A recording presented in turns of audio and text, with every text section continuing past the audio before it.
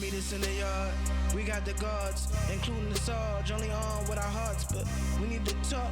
We got the mans, die like a man, last resort of our plan. Gotta meet us in the yard. We got the guards, including the Sarge, only on with our hearts, but we need to talk. We got the mans, die like a man, last resort of our plan. First thing we need is amnesty for this calamity. Can you guarantee that we make it home to our families? Inhumanity is the lens in which you branded me, expecting This goes back. This is when we was kids. Actually, when we was kids, when we was bad little unchins in the street, and into what they call state training schools, things of that nature. Yeah, he was one place, I was another place. We met up another place, and that was that. You know, we didn't actually socialize together in the street because we was from different areas, different boroughs. Yeah, but we knew up and knew each other. That was that. You know, this guy liked to fight all the time. I mean, oh my God, he should have been at least a middleweight in my estimate. But yeah, from that perspective, we knew each other. Where it all really came together or crystallized, I should say, was in Attica. Let me say this here, you know, back then when you were a kid, you know, like, they had people that had reputations that knew each other, and it lasted throughout, you know, life, forever, you know, going from training schools to jail, and then they had people that was just there, nobody. We were somebody. You know, like, the people that we knew was the people that was, you know, like the ones you didn't mess with in the training schools. Because kids are real vicious and mean, as we all know, if they want to be. We was there. Yeah. Put in terms like this, we become the living archives of what happened 50 years ago. I can speaking for myself and to a certain extent, not speaking for Larry, but of the understanding that we have on certain issues regarding Attica, and in being objective, we know the history. I'm not going to slant it one way or another. I mean, as devastating as it was on the 13th, that much more so post 13th of September 1971. You can't tell a lie about this thing and expect to survive. You know, I just like to say this. It's good to be with Tyrone. So many people lying. I was in Attica during the riot. You was in Attica, but you wasn't in the yard. You see, it's a big difference. Because if you look on the records, if you check the records out, yeah, he was there, but was you in the yard? It was a few people in the yard and a few of us that's left behind. You know what I'm saying? So I like to be one of the ones to put this out on into the world that there's a lot of people that say they was there, but we're in Attica. In C Block, where everybody ran this, they locked it down. So we know we was there, and we know each other from being there, and that means a lot, because that was a hell of an experience. It was horrific, and it was good that, you know, we still here after all the stuff. He been shot in the head and everything.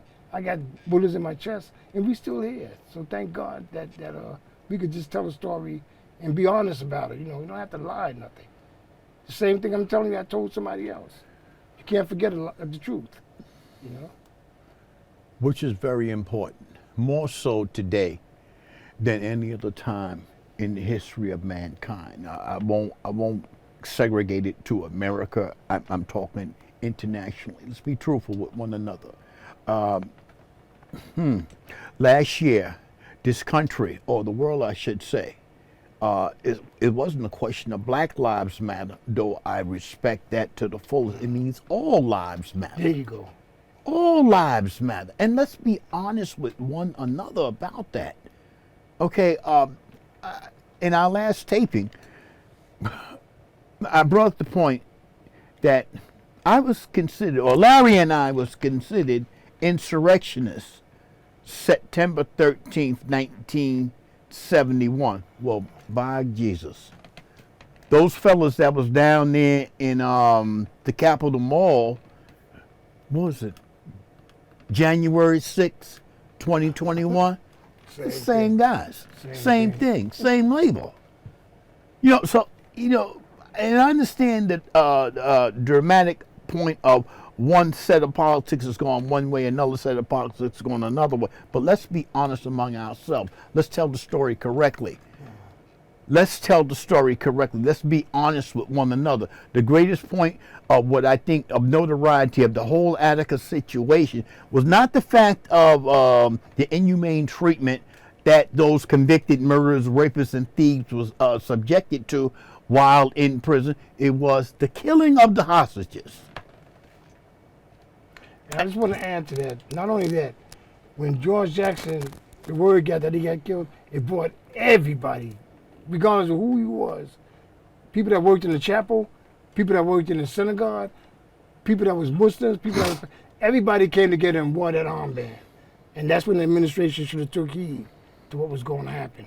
Because not only did a certain amount of people that was considered troublemakers and people that wanted to be rebellious was out there, but the whole institution refused to eat. And they had some good food that day. Yeah. How about that? They, I think they made a special menu. Hot fried chicken and mashed potatoes and cream corn. Never seen that. Never seen that. Never forgot that. But this is the way of pacifying people. And it was an old trick, old plantation trick. Let me feed you and you do what I tell you to do. And don't worry about them riffraffs over there. It didn't work. Nobody, maybe one or two people picked up a tray. Yeah. And you talk about a huge mess hall. This mess hall is a big ass football field. Big Attica's place. mess hall. And only one or two people, they couldn't even eat their food because people were staring at them. Not saying nothing because we couldn't talk either. It was a silent protest. And everybody had armbands on. And at that time, you couldn't be out of uniform. We was out of uniform and hoping for somebody to make us. And they had word, leave them alone. And they did. They did. And they did. And they couldn't govern the fact that people wasn't going into the mess hall, making a whole lot of talking, making a whole lot of noise, talking across the side of the mess hall to a person that you might have not seen for a couple of years, or a couple of months, whatever the case may be. It was silence. It was silence. Silence was golden. The effects of George Jackson, what it had on Attica prison, is tremendous. It was tremendous because a lot of people, I mean, I wasn't that learned at that point, but I knew he was a guy that was locked up in prison. And I didn't believe the fact that I didn't believe, and I still don't to this day, believe that he had a gun in his afro. I believe he was assassinated. Why? Because the year before, his brother was assassinated. That's right. Okay, and so when we talk about the Angela Davises of the day that articulated the indignation that George Jackson was going through at the time, well, I can relate to that. I was in Attica prison. I was under the same oppression. And by golly, come September 1971, it was manifested to the world. And people was angry from that day because, like I said, I was one of the young guys that came from Marlboro. So I always carried a chip on my shoulder. I was just waiting for an excuse. And when I came out and I saw people running around the yard chasing the police, man, it was like a Fields Day, a holiday. I wanted to get down to the commissary because I wanted to get some cigarettes. I don't even smoke. I was going to start selling them and get some biff and some kipper snacks and take it to myself so I could have a lot of stuff for myself, which was really stupid. That showed you the mentality I had at the time. Because I never went back to that cell. Wow, I was getting ready to say that. They shot that stuff, all my cigarettes and kipper snacks was under my bed. They probably shot the cans up. I don't know what happened. They said they shot in the building with holes in the wall inside. I said, damn, I was telling somebody, damn, I had all that food down there. The first time I had that much commissary since I've been locked up, and I can't get to it. Wow. In the box. And you know what? That shows you the mentality that we had. I had a messed up mentality. I was a as kid. convicts. Yeah. I'm gonna put stuff in my cell, so after this event is over, I think will be in my cell waiting. Yeah. I never seen that cell again and in my life. life. I could sell cigarettes, and I could sell kipper snacks. You know, it was crazy, man. The jailhouse hustle. Yeah. That's where my head was at. Oh. You know, and if the Muslims didn't protect the police, I probably would have had a charge on me You know, and then let me say that, talk about charges. When they decided to indict people, I was with Eve Carey. I mean, I can't say this enough. She was an angel. The whole Civil Liberties Union, Ira Glasser, Trudy, Barbara Shack, they all, Alan Levine, they all worked Paul Chevrolet. They all was protecting me because they knew I was a knucklehead. I went and got a gun and I was waiting for the police to roll up on me, but they never came for me. Because I thought I was going to be indicted since I was one of the first ones to go to the box. They never came for me, and I was so happy, you know, that I didn't get indicted. You know, it's odd that you could bring that up, because I remember when you left Attica box. Mm-hmm. Okay, I was in the box in A block, and word came around, yo, Larry Giller was gone. What? Yeah, they was happy too. It was. And goes, I think Dog told me, Dog said, yo, man, my man's leaving out. We going, and the population started decreasing in what we call boxes, segregation, and everybody was eventually moved to HBZ, and to know that what the reaction was, and I think today they call them bleeding heart liberals, but I would like to say, and once again, the Bill Consuls of the world that says, you know what? Let's have justice for everybody. Who put those Civil Liberties Union programs together? Who did the midnight specials? That's right. You know, who said, you know what? Those guys that's in jail are human beings, and they ought to be treated as human beings. So, you know, kudos to them. Kudos to them. He was like a big figure. I mean, he still is. Yeah. Not was. Larger than life. He's still larger than life. As far as I'm concerned, he was like a fatherly image to me, because I was a kid, man. He used to tell me, "This killer, calm down." And, that was wild. Yeah. Margie would tell you, I was totally out of my mind. I remember when he walked the yard, the last time he was in the yard, he walked the yard. I mean, he had people around because we had a special detail of people, and it's got to be known. We're going to protect our own. You know, and this was a guy, I'm wearing gray today because that's what we wore then. Our uniforms was gray. Yeah, it was. The police wore blue. Attica changed a lot of stuff. Yes. Attica changed the whole system. Turned upside down, completely 360. School programs, work with these programs from Attica. People was coming home and coming back to Attica at night. Yeah. You know, this guy Winston Mosley killed Kitty Genovese in 1964, stabbed her 1 million times. Nobody acted like they didn't see nothing. He was going out to work with school programs. He got a master's degree. Couple he got a couple of them. He raped somebody while he was out there, and then the girl came and married him. Mm-hmm. You know, that's what's crazy, man. But they was letting them out. After Attica, all these programs opened up. They had people coming home with money saved, because when you do work with these, the state holds a certain amount, and you get a certain amount. So people was coming out like, shit, that was a good place to go at that time if you want to get a couple of extra dollars in your pocket. Yeah. You know, but they messed it up with the mentality of the people going up there now. They turned the whole thing back around and gave it back to them. It's worse now than what it was. Which ratchets up to say that, you know, I don't like to be a conspiracy theorist. However, I recognize the fact that, Larry, when you and I first went to prison, there was only 11,000 people locked up in all of New York State. In the 60s. Yeah, the time we leave out, it was close to 90,000 people locked up.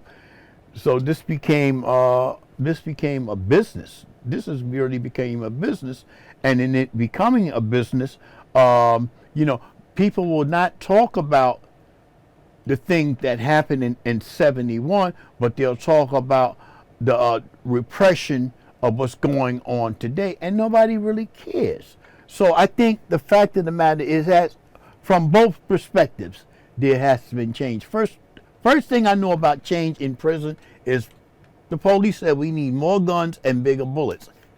That was the first point of reform before college. Give the police bigger guns and bullets, because I think if you show a picture of the Attica yard, on all four corners of the yard, the first thing they did was build a gun tower. Gun tower in the yards. In the small yard. They didn't Not have one outside, there. in the yard. In the yard, they built gun towers. And then they had some outside. Okay, so this is reform. Really? That's what happened. Then the school thing and everything else came. Because Tap and Pell actually paid for school. They sure did. They come from the state. We know that. Enough researchers came in. But who they went to first was, well, prison guards, what we need more guns, we need more, and we need more employees. So to justify more employees working in the prison, what you do, get a whole new set of crime going. The Rockefeller drug laws. And the population exploded. It was a serious scam going on. And that's how it became the prison industrial complex. What is correction budget today? Maybe $2 billion in New York State per year? Really? And what is that money going to? Salaries. See, I don't want to digress. But on the same token, you cannot ignore the so-called progressive element, which is degressive, if there's such a word, because it's not doing anything for the guy that's behind the wall. And the only people that get them salaries are all families, because half them prisons are built around them small rural areas. There you go. Where the families, There you go. from the grandfather down to the grandson, is working in the prison, now the granddaughters. They keep it a family business. Without the prisons, half them was too stupid to go out and get a job anywhere else. They was farmers. You know what I'm saying? So the prisons helped out a lot of them. Yeah, I mean, They get a lot of benefits from being New York State employees. you're right. Yeah. I don't knock urban America. I don't knock rural America. I mean, we all have our choice, have our stance on what good for you is good for you. I remember when the prison system was self-sustaining on its own. I remember when Attica had its own farm. Yeah. They had their own farm. They had their own slaughterhouse. Everything was self-sufficient. They don't have that no more. No more in the prisons. Why? Because it became business, and somebody got the contract out of Albany. This is all part and parcel of this thing. We become pawns in a very diabolical game.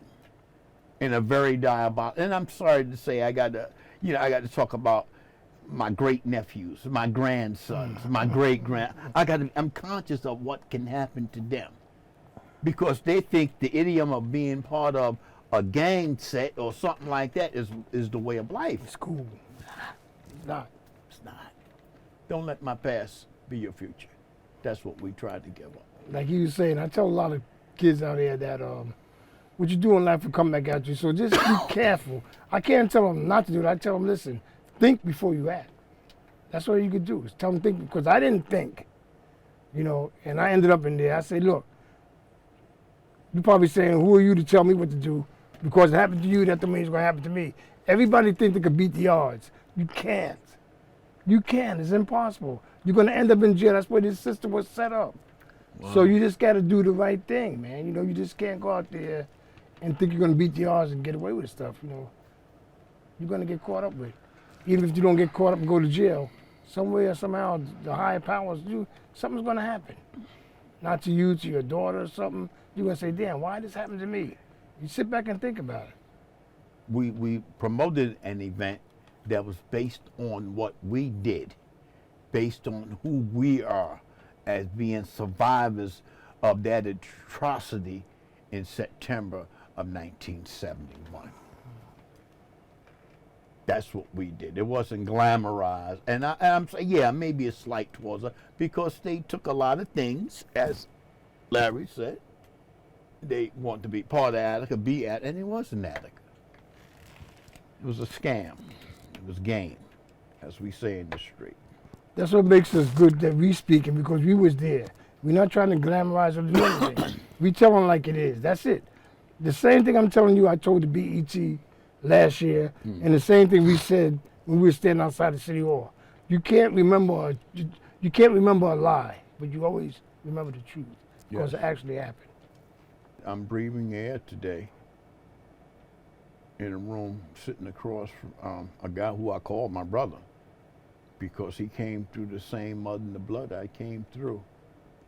Not just physically, but we evolved mentally into understanding what we did survive. So that makes us giants. And we call each other every morning. You know, so we still in touch with each other. Yeah, every morning. Maybe one day, but we in touch every day for years. Yeah. This ain't nothing new for years. Well, how you doing, man? You know, we call each other every morning. And the thing is that we here to cut the bullshit. The people that come in, because the guy told me, yeah, I was in the yard. I said, don't try to convince me, because I actually don't know everybody was there. But I know you wasn't there because I know you. You know, you come from my neighborhood. Why you trying to tell me that? Everybody from my neighborhood knew who I was, and we knew everybody in the neighborhood that was there. So you can't try to convince me. If you want, a lot of people didn't want to be there that day because they said, "Oh man, here we go again." Because Auburn just happened. I'm getting away from it, so they was running, and they got caught up in C block, and they was locked in. And then people was calling out, "Yo, man, they got me trapped off in there." You trapped yourself off in there. You don't want. People don't like being honest with themselves. You put yourself there because you thought it was a bunch of garbage. But you know something? Being an Attica brother is somewhat of an honor to me that I'm alive as an Attica brother. Because it gives me this is something that I would have never experienced anywhere else in life. I did a lot of time. And not a big bit like Tyrone, but I've been in a lot of places.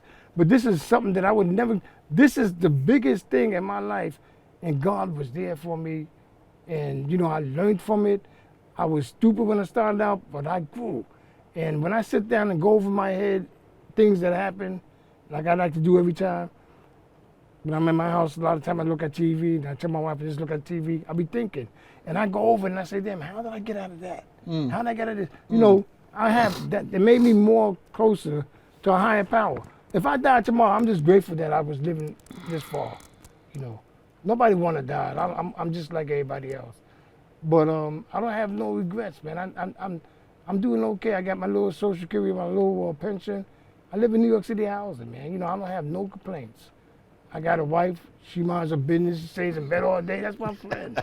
You know what I'm saying? She don't bother me, man. I cook. I wash clothes. I feed the cat. I change the cat litter. I clean the house. And she just got to the point, and people say, wow, where's Linda? I said, don't worry about Linda, man. That's right. I'm not worrying about it, so why are you? That's right. That's Stay right. in your own thing. Don't right. come in my life. That's And I feed the cats out in the street. I feed the cats in the abandoned building. I always put a can of cat food down. I'm always thinking about helping somebody else. I could be a cat in the next life. I would love somebody like me to be around. I don't know. You know what I'm saying? I'm just thinking that's the way life turns. It's revolving. We evolve. Yeah. We evolve. We evolve. You know, why not be sensitive to the norms of what life has to offer? Back in 71, I wasn't in that. You know, I mean, I'm tell you, before I was re-educated politically under the Black Panther premise of social re-education, crime to me, or going to prison, was an occupational hazard. I got busted. Okay, let's go get this time done. I ain't think about it in any other type of situation. It was an occupational hazard until I really started evaluating it. Like I said, we evolve. Or why am I put in the position to commit crime in the first place? We evolve. So, as my dear brother says, I feed the cats on the outside also. I feed the kitty. Our humanity is so great and so deep. You know, one of the first things that really rocked me about Attica? When I came into A Block and I seen these guys, old timers, right? It's an old time, it's an old jail. This is a jail for old folks. Had these big fish tanks in their cell. It looked like condominiums. And big fish tanks. And they have all the fish in the world. And they'll protect those fishes with their life. But they'll kill somebody. Oh, they'll kill you, drown water, choke a stick, bite a brick for you and them fish in their fish tank. But this is my level of concentration, and this is my humanity to a fish, to a goldfish, to a guppy, to whatever. Yeah. You care more about living things, you know. You more about God's creatures. I mean, you don't got to be a religious fanatic to like and help things out. Always think about what would it be like if you was there. You was in that predicament. That makes you a much better human being. And I don't really care. Everybody in the neighborhood, baby, laugh. They say, "You gonna feed the cats this morning?" And I say, "Yeah, I'll be down there at 7:30." In the building across the street, a big abandoned building, the super gave me the lock. They trying to get the cats out. And this lady that helped me with the cat food told them that we're gonna get the ASPCA's down there because if you harm these cats, somebody's going to jail. And they don't do it, but they try to be nice with me. Now they say, "Where's she at?" I said, "Don't worry about it, she's around." But they don't know that though, but they know that, look, I like the cats too, you know, yeah, Poppy. Make sure you put enough down for her. I said, "Don't worry about it, I got this, I do." But I do the cats, you know, and I feel good doing it. You know, and I don't get nothing for it, you know. She bought me out of retirement. And this is like a volunteer thing that I do. And it takes maybe around a half an hour at the most, 3 days a week. Monday, Wednesdays, and Fridays because the weekends he's off. So the door's not open in the basement, but I get the outside. But I know the cats got something to eat because when I come back, them bowls are clean. Yeah. So if he said there's no cat, I know there's kittens there because I look in the bucket. When I'm cleaning out the little bucket, and I see the little turds there. And I know they from the little kittens. And it's a shame that they got to be born like that. But I don't have no control over their life or what have you. But I can just make it comfortable as possible for them, as it could be. That's what I do. Our coaches, you want to know about my humanitarian or our humanitarian gift? Kudos to Danny Altman. Kudos to Danny Myers. Yeah, Kudos to Maggie he's good. Ratner. Kudos to Bill Kunstler. And to a large extent, kudos to Liz Gaines, Liz Fink, Linda Boris. Linda kudos to those people that came to say, "I will represent you." Free. Free. They was lawyers, prominent lawyers that could have got paid. Yeah. And they gave up their, you know, they had to pay bills too. But it was such a unified movement that they came with, that they managed to keep each other afloat. And they helped us out too. They helped somebody else out. And I'm going to tell you something, when you do good things, certain things come to you. You know, and you say, "Wow, I'm so glad I got this. Thank God for this." When you do good things to people, it don't, like I tell the kids, I tell them that, I said, don't think you do good things and you're going to get something that comes from the sky. You know, you could be walking down the street and you may just miss the area that blew up. Or you may just miss the area where the car came on the sidewalk. You know, you got to look at everything in life. There you go. That's it. We good? We good? Yeah, you still want to keep going though, right? Meet us in the yard. We got the guards, including the Sarge, only on with our hearts, but we need to talk. We got the mans, die like a man, last resort of our plan. Gotta meet us in the yard. We got the guards, including the Sarge, only on with our hearts, but we need to talk. We got the mans, die like a man, last resort of our plan. First thing we need is amnesty for this calamity. Can you guarantee that we make it home to our families? Inhumanity is the lens in which you branded me, expecting different results.